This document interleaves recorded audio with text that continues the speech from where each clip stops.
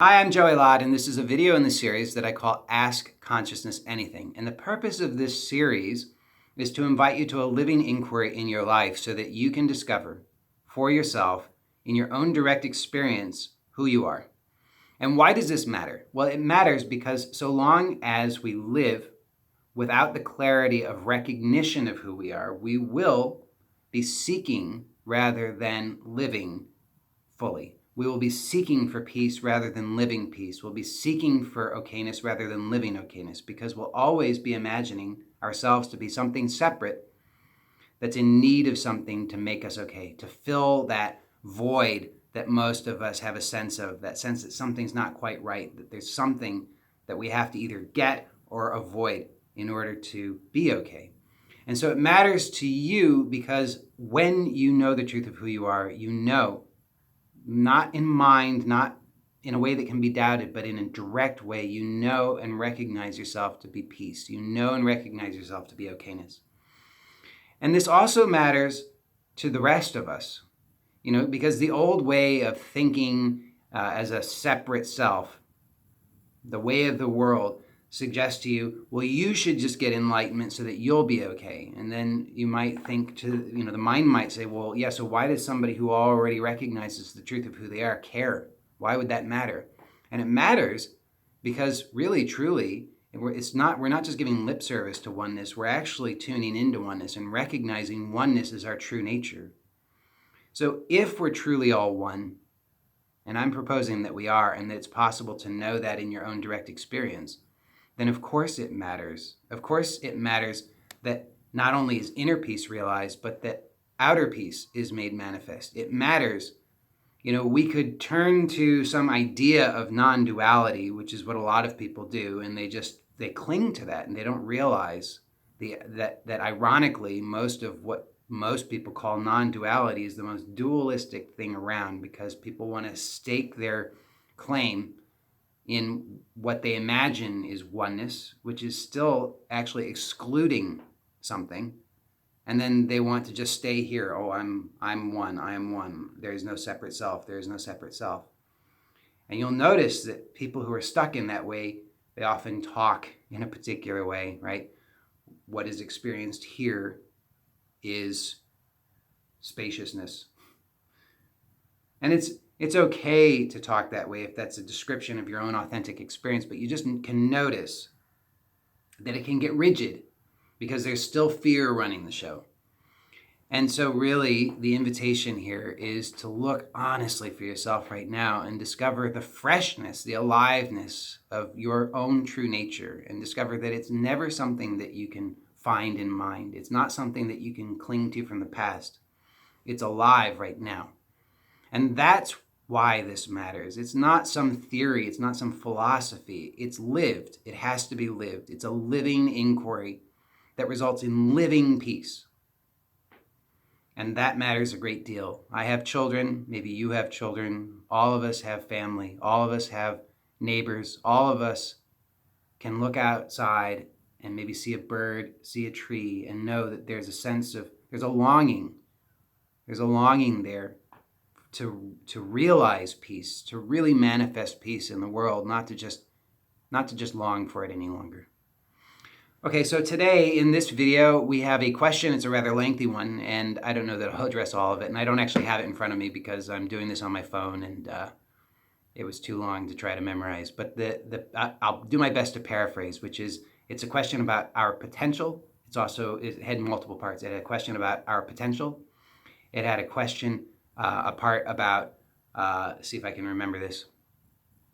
Oh, right, about noticing the development of a separate egoic self from infancy into adulthood, and some questions about, are we really just trying to reclaim the innocence of infancy?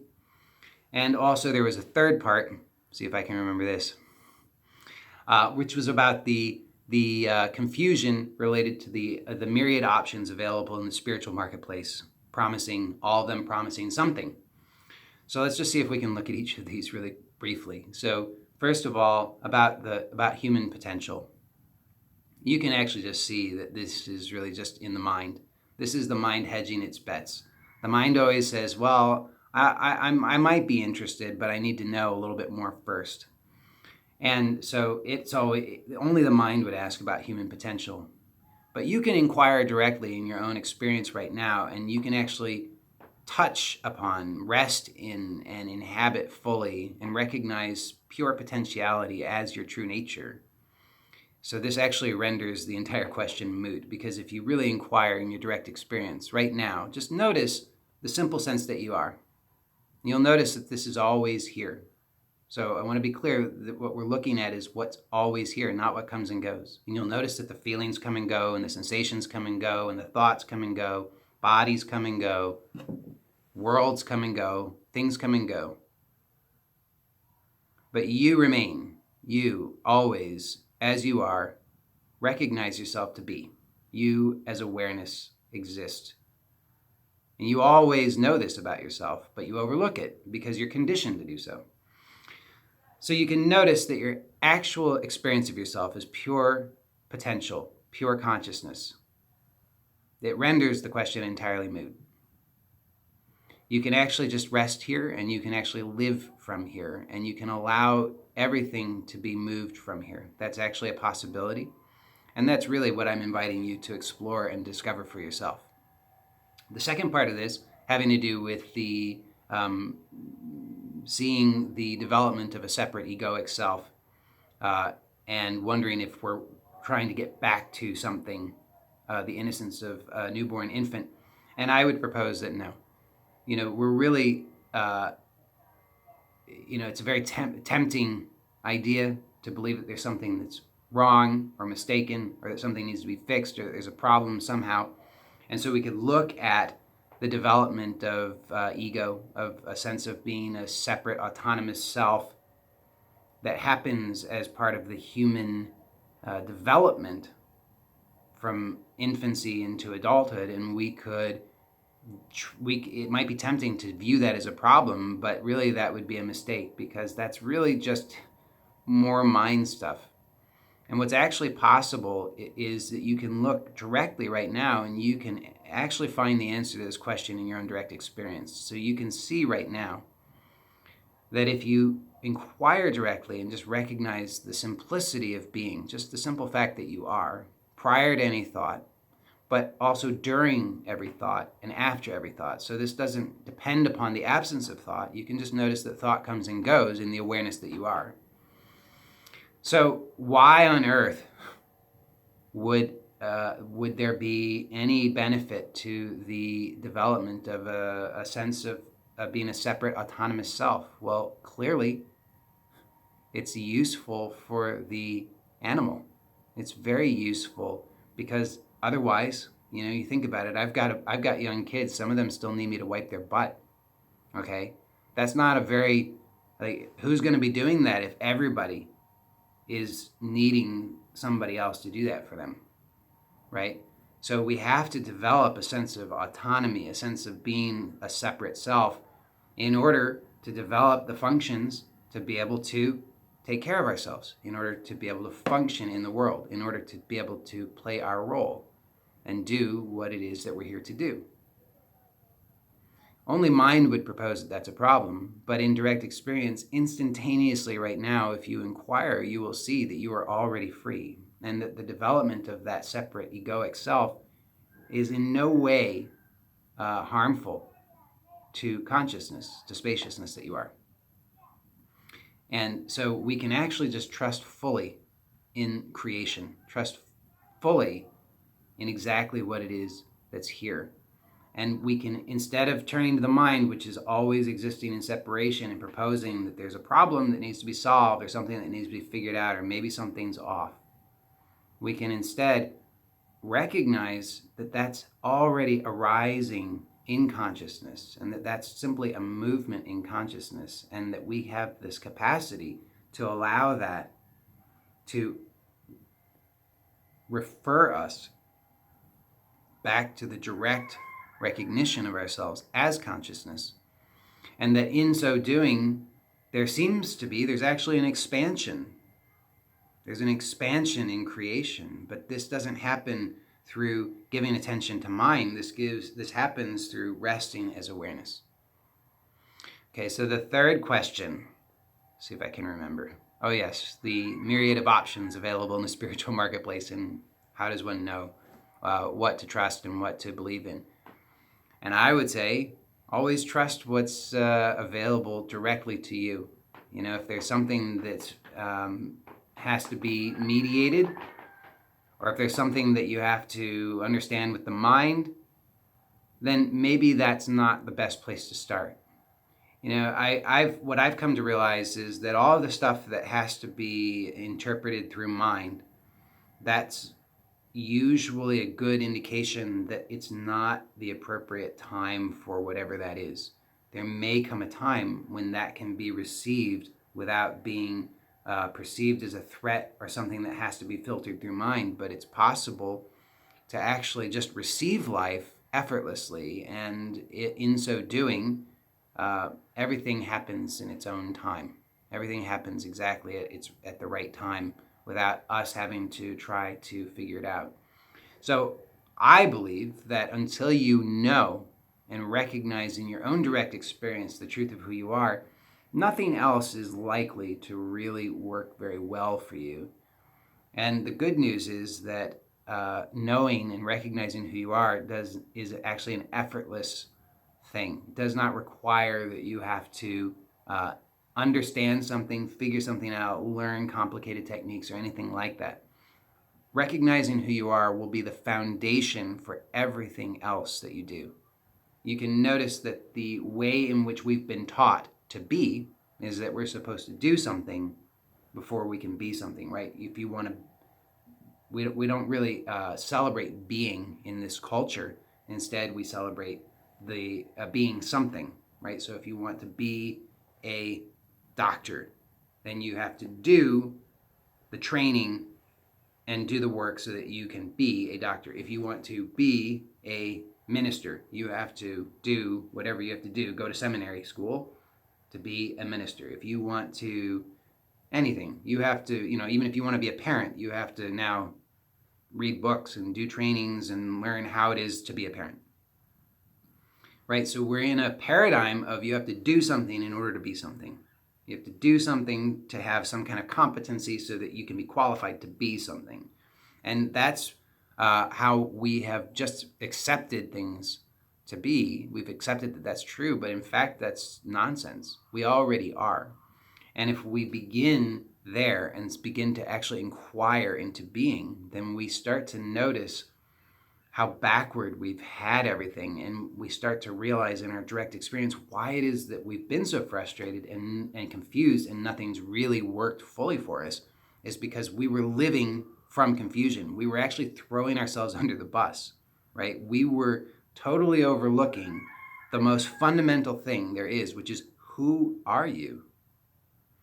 And if you turn to the mind to tell you who you are, then you will be frustrated, and you will continue to be frustrated. And you can do so many things. You can do classes, workshops, you can read books, you can meditate, you can journal, you can do affirmations, you can do any of these things. And none of them is the direct path to the recognition of who you are. So all of those are indirect, all of them, even if they have any possibility of working, and most of them have very small possibility of working. So even if they have a possibility of working, they're going to take a while, you know. And so we when we get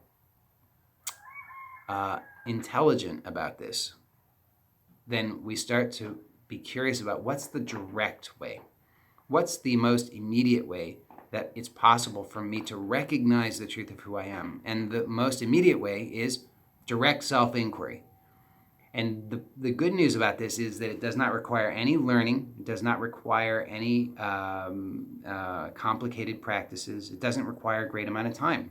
In fact, it's possible for you to recognize the truth of who you are instantaneously right now, simply by dropping the fixation on mind just for a split second and just allowing attention to rest as awareness. Now, if you don't know how to do that, then what you could do instead is you could actually notice, you could give full attention to the rawness of sensation, the direct experience of sensation. And this can be like a gateway so that you can notice that normally there's a sensation and we instantly turn to the mind to tell us what the sensation is. But if you just pause for a moment and just remain, before jumping to mind, just remain with the raw sensation, and you can choose any sensation. You could choose the sensation in your left hand or the sensation in your left knee or in your eyeball, it doesn't matter. Any sensation that grabs at your attention or calls out to you, you could just rest for a moment and just allow your attention just to rest with the direct experience of the sensation, and you'll notice that it starts to kind of open up a little bit, or it seems to open up, because you are giving your full presence to this rather than turning to the mind in an indirect way to tell you about it. And so what happens is the conditioning starts to fall away. And as that conditioning is falling away, it just becomes easier to recognize the spaciousness that you are prior to thought, prior to mind and during thought, after mind and after thought, always here. And so the more that you inquire in this very simple way, just recognizing directly your direct experience right now, not turning to mind, just noticing the immediacy, the intimacy of this present moment, your present moment experience, not turning to mind to tell you how that's supposed to be or what it's supposed to feel like. It seems very intense. Maybe it seems very boring. Maybe it seems painful. Maybe it seems joyous. It doesn't matter what mind has to say about it. The seemingness of it is not the directness of it. So the directness is prior to the label, and you can just remain there for an instant. And that is direct self-inquiry. Now, if you don't have some kind of, hallelujah, angels choir event happening, that's okay. What really is, this gets clearer the more that you inquire. So I always encourage people to inquire moment to moment in your life, just to notice that you are moment to moment in life. And this process is the most direct process that I know of for discovering the truth of who you are and living from that moment to moment in your life. And this changes everything. This allows everything to click. This allows everything to work. And it allows you finally to be done with the seeking and the suffering and to just rest as you are. So hopefully that has answered the question. If not, you're always welcome to ask again. And if you have a question you'd like to ask, you can go to joeylott.com/ask. That's JOEYLOTT.com/ask. And if you would like to learn more about how you can work directly with me for coaching, you can go to joeylott.com/now, N-O-W. And that has my current availability and opportunities to work with me. As always, I'm Joey Lott, and see you next time. Bye for now.